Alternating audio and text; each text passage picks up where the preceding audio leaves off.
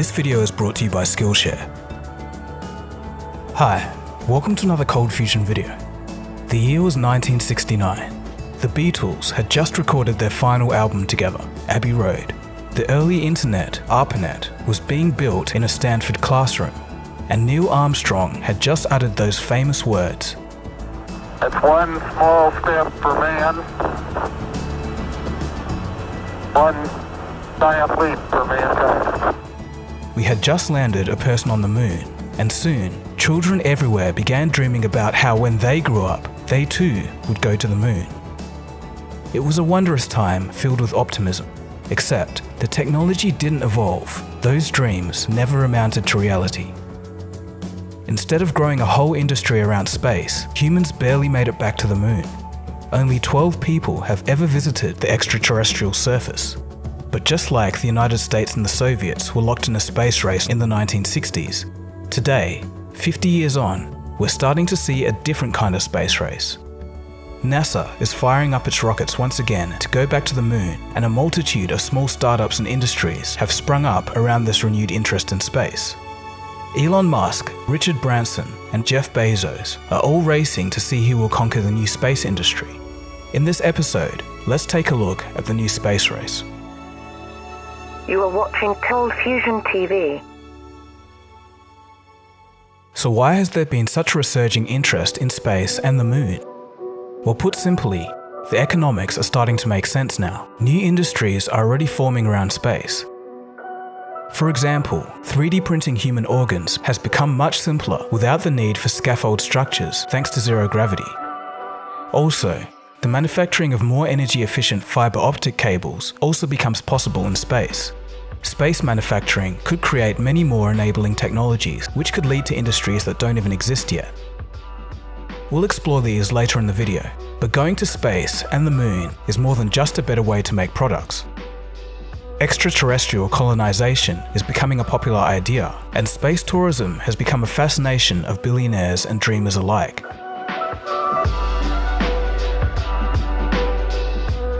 The Artemis lunar program is NASA's attempt to return to the moon. Companies like SpaceX and Blue Origin are competing to provide their services of commercial lunar payloads. The mission for NASA's Artemis program is to, quote, land the first woman and next man on the moon. The program intends to land on a never-before-visited part of the moon, the South Pole, by 2024. The mission would give astronauts 6.5 days on the lunar surface, more than double the longest duration of the previous lunar mission. NASA also plans to make good use of time on the moon by setting up equipment before the astronauts reach the surface and engineering a summon feature on their rovers so they can self-drive to the landing site of the astronauts. According to NASA, this is the first step in sending humans to Mars.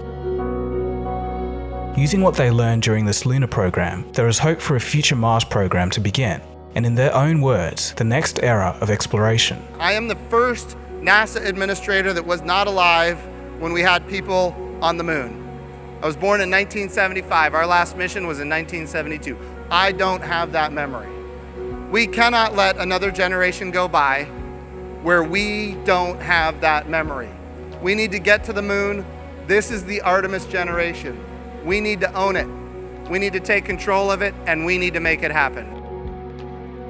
As NASA turns to private companies to help them reach the moon, the world's richest man jumped at the opportunity. Jeff Bezos' Blue Origin has recently partnered with Lockheed Martin, Northrop Grumman, and Draper to build a vehicle which will deliver and return payloads including astronauts to and from the moon's surface. More recently, Blue Origin has showcased their lunar lander. It was called Blue Moon. They hope that this will be used in the 2024 NASA lunar missions. Bezos wants Blue Origin to help establish a lunar base and provide NASA with a cargo carrier service support to and from the moon. Blue Origin's vehicles are expected to carry 3.6 metric tons of goods. As he explained, it takes 24 times less energy to take off from the moon than Earth. Jeff Bezos is investing around $1 billion a year into Blue Origin, anticipating that the logistics of space could prove to be very lucrative. It's time to go back to the moon, this time to stay. And it's this generation's job to build that road to space so that the future generations can unleash their creativity. When that is possible, when the infrastructure is in place, just as it was for me in 1994 to start Amazon, when we have that infrastructure in place for the future space entrepreneurs, you will see amazing things happen. And it will happen fast. I guarantee it. People are so creative once they're unleashed. But the heat is on, and Blue Origin isn't the only one trying to win these contracts.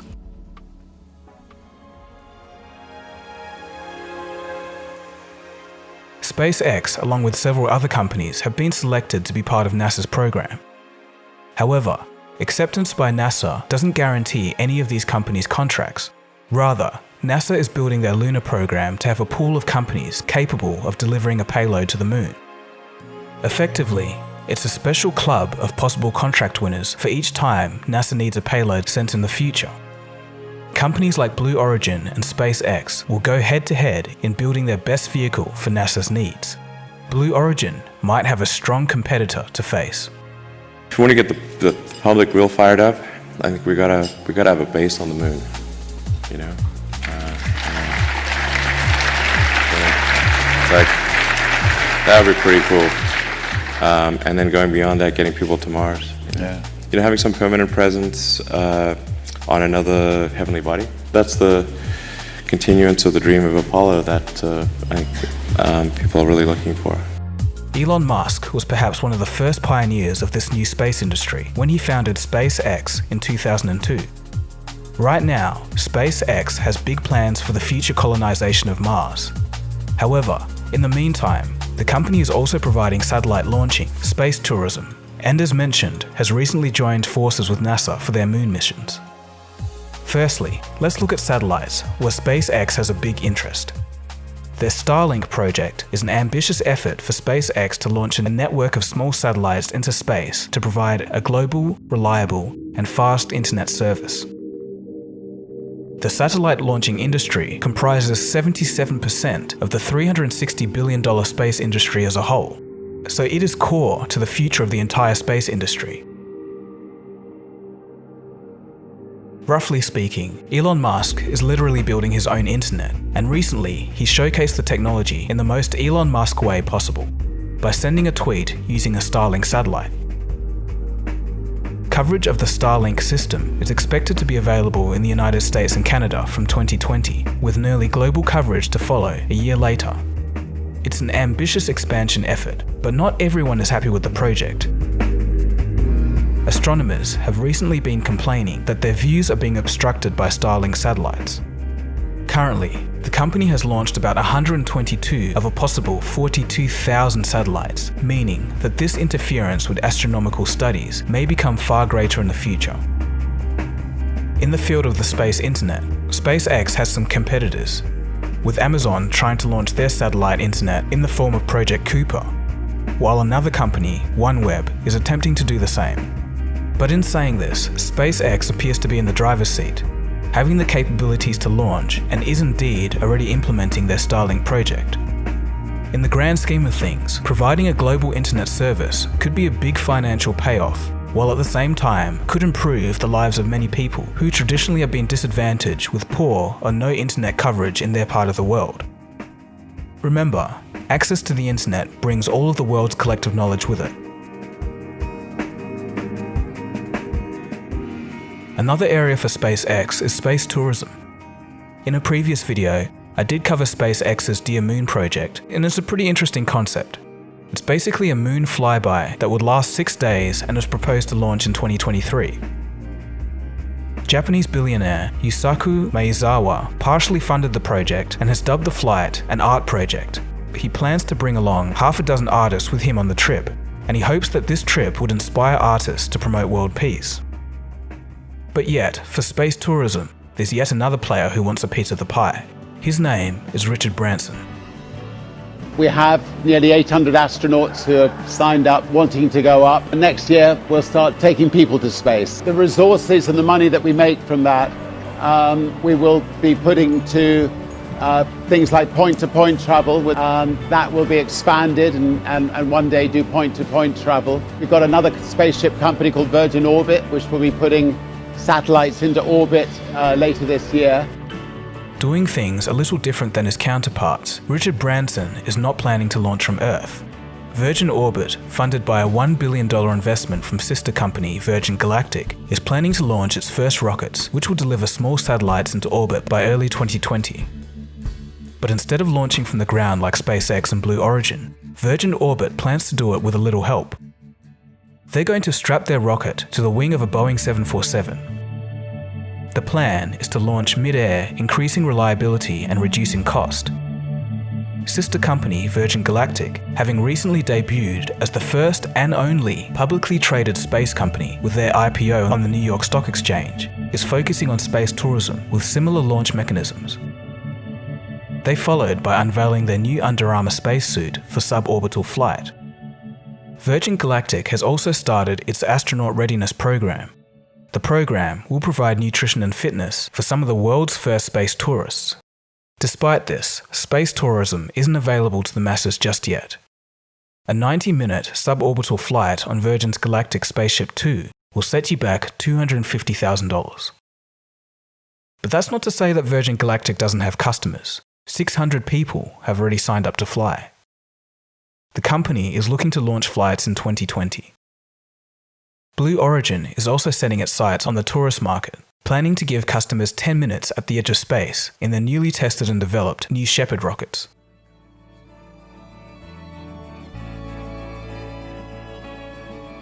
Along with the giants that are SpaceX, Blue Origin and Virgin Galactic, this emerging industry, dubbed New Space, has given rise to many smaller startups. Made in Space is a space manufacturing startup from Silicon Valley, funded by a $20 million investment from NASA. This company is pioneering 3D printing in space and even has their own 3D printer on the International Space Station. They're charging agencies a fee to 3D print new tools as required by astronauts. A company called Space Pharma has sent its unmanned mini laboratory to the International Space Station, where it's conducting experiments in microgravity. Another startup called Planet Labs is using its 200 small satellites to take approximately 1.4 million images of the Earth each day. They're using this data to help monitor and improve agriculture on Earth. And that's just naming some of the few companies delving into this new and exciting industry. So knowing that this is a YouTube video, there's naturally going to be cynical reductionists, and they're probably thinking, what's the point of all of this? This is just such a waste of money that could be spent better elsewhere. Why even go to space in the first place? Well, I've mentioned this in a previous video and it's worth highlighting again. Technologies that are developed and used in space travel could benefit all of us in the long run. Many things that you use every day have come to be thanks to NASA pushing the boundaries. Here are some examples. Digital image sensors were developed by a NASA scientist. His task was to engineer a miniature camera for missions. The CMOS, or complementary metal oxide semiconductor, is a type of image sensor that's widely used in smartphones and countless other mini cameras like GoPros. Enriched baby food is another NASA pioneered invention. Through an attempt to create a recycling agent for long-term space flights, research was carried out into microalgae in bread mold. The scientists who were part of the program spun this off to create baby formulas, and today, around 90% of baby formula contains the substance based off microalgae. LASIK technology originated in the 1980s from NASA's attempts to use lasers to track the docking of space vehicles. Eventually, this technology would fall into the hands of optometrists. LASIK allows people to forego traditional glasses and regain their quality of sight. And this is by no means all. The list keeps going. Thermal blankets, memory foam, portable cordless vacuums, freeze drying. NASA have invented or helped to pioneer in some capacity thousands of technologies. In fact, NASA's technology transfer program ensures that the research and development completed at NASA is passed on to the public to maximize the benefit of the nation. They even release an annual magazine called Spin-Off, featuring some of the newest technology made available to the public. And it's fair to say, most or even all of this wouldn't exist without scientists and engineers pushing the boundaries because of the tough demands of space travel. So in conclusion, we are living in very interesting times. As one industry dies, another is born. And just as many people looked up in awe as Neil Armstrong took those first steps on the moon, we are about to take our own first step all over again. This time with renewed interest, better technology, and a better vision for the new space industry. New manufacturing possibilities in microgravity, the possibility of colonizing the moon and Mars, taking a vacation in space, the currently unknown but future spin-off technologies that can come from this are all great reasons for investing resources into building this new industry. What other industries or enabling technologies will we discover as we head into the unknown? Space may be dark, but in this instance, the future is bright. So what do you guys think? Do you think that we'll have a brand new space industry? Or are you completely skeptical and think that this will all amount to nothing? If you do want more on space, check out my previous episode. I'll leave a link after this. It covers the story of the first man in space and also explains why the Russians were so much better than the Americans at everything space related during the 1960s. So in finishing off, I do get a lot of people asking me how I do certain things like editing or productivity. If you do want to make your 2020 a year of self-improvement, a great place to start is by learning a new skill. Skillshare has you covered.